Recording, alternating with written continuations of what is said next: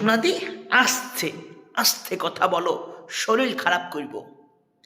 তুমি বাংলাদেশের যেই মরা সোল্ডারে লইয়ে এরকম বিদঘুটি আওয়াজ করে সিক্কুর মারে মারে কথা বলতেছো, না জানি তোমার ওই ভয়ঙ্কর আওয়াজ শুনে কবরের মধ্যে শুয়ে থাওয়া ওই সলডা বেশি অ্যাটাক না করে।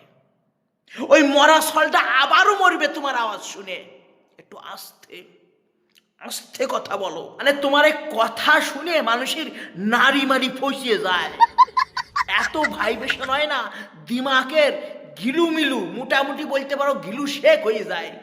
মনে হচ্ছে কেউ ভাইব্রেটার চালাইতেছে, খোয়া ভাঙতেছে। তোমার কথা এইরকম শোনা যায়, জঘন্যত্ব জঘন্য। মনে হয় বিশ্ব ব্রহ্মাণ্ডে একটা গুরুর সঙ্গে আর একটা গদ্য ধাক্কা লাগছে, মানে এরম বিদ্যুটে আওয়াজ বেরোয়। কেন নিজের একটু সংযত করিয়ে ভদ্রভাবে কথাবার্তা বলা যায় না? আর এই তুমি একদিন একটা কাজ করো স্বপ্নাদি, বলতেছি একদিন না তুমি কষ্ট মষ্ট করে তোমার বডটার একটু স্ক্রিনের উপরে লইয়ে সময় দেখতে চাই। ওই মহাপুরুষটারে আমরা যদি দেখতে চাই, ওনারা নোবেল দেব, নোবেল। কারণ উনি একদিন ধরে আপনার সঙ্গে সংসার করতেছে, ওনার ধৈর্যের উপরে উনি নোবেল পাবেন। ওনার ধৈর্যের উপরে আমরা নোবেল দিতে চাই।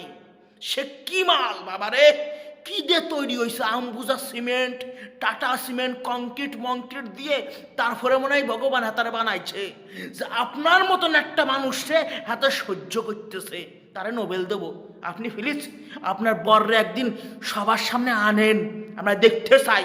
আমাদের আইডল ভাই, আমরা এই যুগের ফুলাফান ওনাকে আইডল মনে করিব।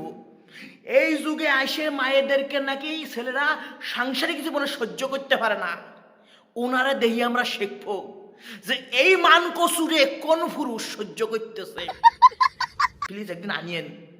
আর নিজের কণ্ঠটা একটুখানি আপনি 3-4 বেলা মধু দিয়ে দাঁত মাজবেন, খাবেন, দরকার হলে স্নান করবেন, স্নান করার পরে সর্ষের তেলের জায়গায় ওই মধু একটু ভালো করে শরীরে মাহে নেবেন।